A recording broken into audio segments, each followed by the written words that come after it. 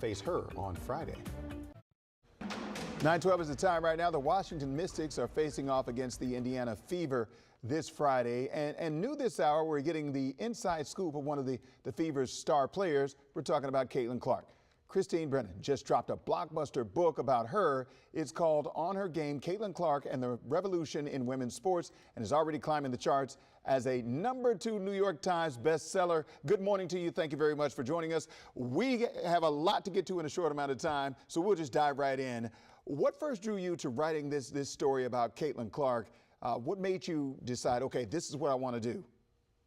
Wisdom, I think it was what many Americans feel, and that is you watch Caitlin Clark play in college at Iowa, and it was the logo threes. You know, she's chucking it from the parking lot, and it's going in. The shots from the next county, these magical shots, these beautiful passes, and you're saying, when have we seen a female athlete, a female basketball player ever do this before? The answer is never to this degree. The magic of Caitlin Clark. Yes, there are great basketball players. In fact, the WNBA never got the attention it deserved. I've fought for it since the 90s, and covered it since the 90s. But here along comes this player who is really, it's kind of like the high wire act at the circus, right? Where you can't take your eyes off of her. And that was really it in college, those long lines, University of Maryland, people waiting in the cold for hours around the country to watch a woman play basketball. All of that made this such a unique story, something I never thought I would see in my career. All right, so your book reveals some behind the scenes moments like the Olympic situation where she got left out of the Olympics. What kind of experiences, also other experiences did you put into the book that people will be surprised by or that surprised you? Yeah, well, the Olympic snub, I broke that story that Caitlin Clark was not put on the Olympic team last year, and then I continued to report. So there's new reporting there, breaking news in that story about just how they didn't want her. How can you not want Caitlin Clark on the team? But they didn't. They wanted to give Diana Taurasi a going away present.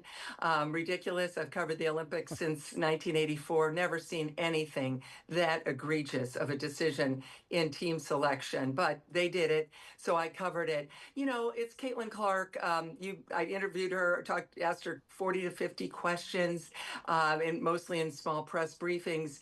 And wisdom, you know, the sense of humor. She was 20, she's 22 going on 40 or 50, I say in the book. The maturity, handling issues of race, issues of politics, everything, but also having a lot of fun. And the respect she shows for journalists and the respect she shows for kids, wants to sign autographs, not just girls, but boys. She talks all about her role as a role model and her appreciation for the moment and the opportunities she's getting. All right, so I know we could talk about this for days. We only got 30 seconds left. So talk about some of the controversies involving some of the legends and some of the management. I know, again, we got a lot to talk about, but just touch on that a little bit.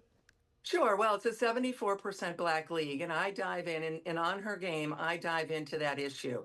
I talk about all of the great players, most of them Black, who never got the attention they deserved. Again, someone like me covering it since the 90s, I tried, so many others tried, and how that can then ruffle feathers, and there can be jealousy and concern, and what the WNBA, the failure of the leadership of the WNBA, wisdom, to see this moment, to see that it was a white woman coming into a majority Black league and start to handle those issues and talk about them. And Dr. Harry Edwards, the great civil rights leader, is a terrific voice in my book. I'm so honored to have him in On Her Game talking about these issues and what the WNBA failed to do to help the players at this, what is the biggest moment.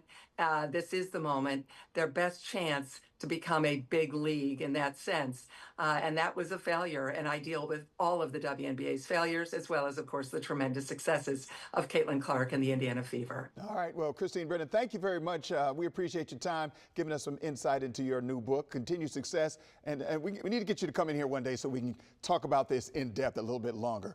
So, We'd love to. Yes. All right. Well, appreciate you. Thank you, and take care. Thank you, Wisdom. You too. All right.